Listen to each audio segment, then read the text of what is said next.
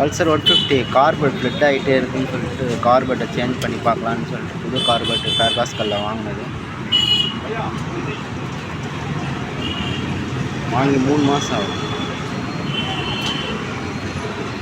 இது லோக்கல் தான், இது நல்லாயிருக்கும் சொல்லி தான் வாங்கினேன். கம்ப்ளைண்ட் என்ன ஆகுதுன்னா, வண்டி காலையில் ஸ்டார்ட் பண்ணும்போது ஸ்டார்ட்டே ஆகாது.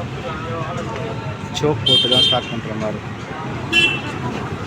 சோக்லேயே ஒரு 5 நிமிஷம் ஓடினதுக்கப்புறம் தான் நார்மலாக போகும்.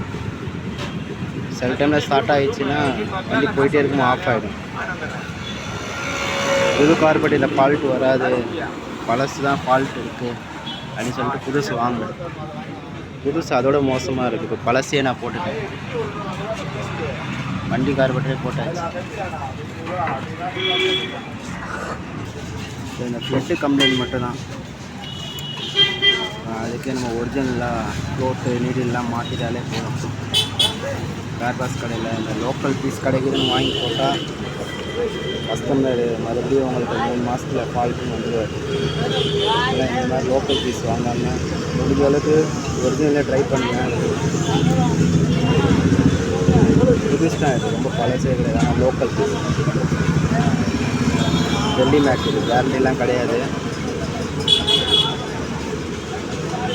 ஒரு அவேர்னஸ்க்காக அந்த வீடியோ போட்டுருந்தேன்.